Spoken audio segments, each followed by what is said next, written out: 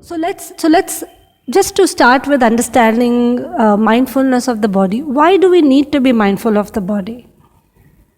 What is like the most obvious reason?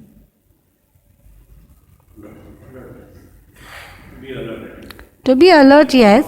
To be alert, yes. But mindfulness is what? It is practicing to be in the present, right? So how does body play a role there? I think every body has its own mechanism, the same pattern. The body Correct. keeps on repeating the same pattern again and again. Correct. That's So true. it's very important to observe the Patterns, right. So one is that. One very simple reason is the body is always in the present like the breath. It's always here. Your attention could be elsewhere, but the body is always here. So one good reason to work with the body is because again like the breath, it's in the present. And second reason to work with the body is, like you said, it has its own conditioned patterns, and if you don't see them, okay, then you don't see a lot of yourself. Okay, and there's a concept of disembodiment, which is something that is true to most of us.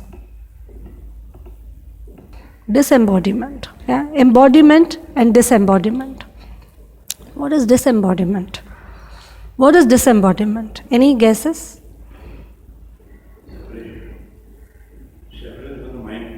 Separation from the body, yes. What does it mean experientially? What could it mean? Not being present in the body, right? Let's take an example to understand disembodiment better. Okay. You feel lonely. Let's say you're feeling lonely. Has everybody here felt lonely at some point, or? Yes. Is it something that anyone has not felt? No, there's no chance, right? Because the perception of our world is so unique to us that nobody can fully share that perception ever. So all of us feel lonely, okay? What happens when you feel lonely? What do you do? How do you address it? You go meet someone, call someone, you watch a movie. What else? Huh? You eat. Very good. You eat. Yes. You eat. Talk to yourself. Now, all these things, okay, we have to understand loneliness is a very, very natural condition. We just have to stop for a few seconds even to think, to understand that it's almost not possible not to feel lonely. It's not possible, right? And yet, the moment we feel lonely, what do?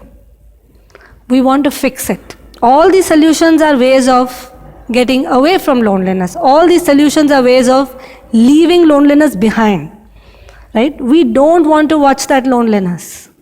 Why? Because it's unpleasant. Of course it's unpleasant. A. 2, we also have ideas about loneliness, like others don't feel lonely, we feel more lonely. We have ideas, although in every room everybody says we feel lonely, but we still don't believe it. We don't believe that others feel as lonely as I feel, right? I feel more lonely. We watch pictures on Facebook and say these people are not lonely. They seem to be having a ball. I must be lonely, right? So we don't step back from all this thinking, even for a few minutes, to realize that, hey, is it even possible that people don't feel lonely? Is it even possible? Is it even possible that I can be alone in this condition? Is it even possible to exist in a world like this and not feel lonely? Is it even possible? No. But we have never stepped back. Now, in order not to step back, we have to do a few things. Because loneliness, where is the feeling of loneliness? What is the experience of loneliness? How do you know you're lonely? When you want to escape from the moment. What is happening to you in that moment? You're already thinking of what to do next. Yes, but what is the experience of loneliness? What before the thinking comes in? What is the experience of loneliness? There's uneasiness or some restlessness in the body, isn't it? Where is this feeling of loneliness?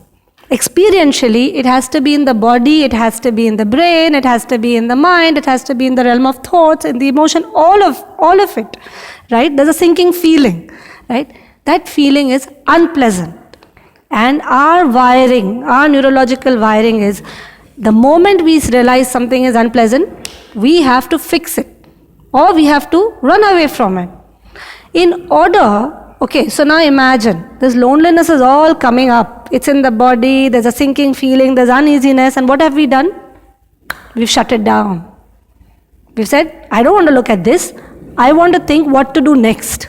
We moved up here in the cognitive, in the frontal lobe. We moved to cognitively analyzing what to do next and then acting based on that. So what have we shut down? We shut down the feeling in our body. And so we get disembodied. And this was a very normal example that most of us go through. Right?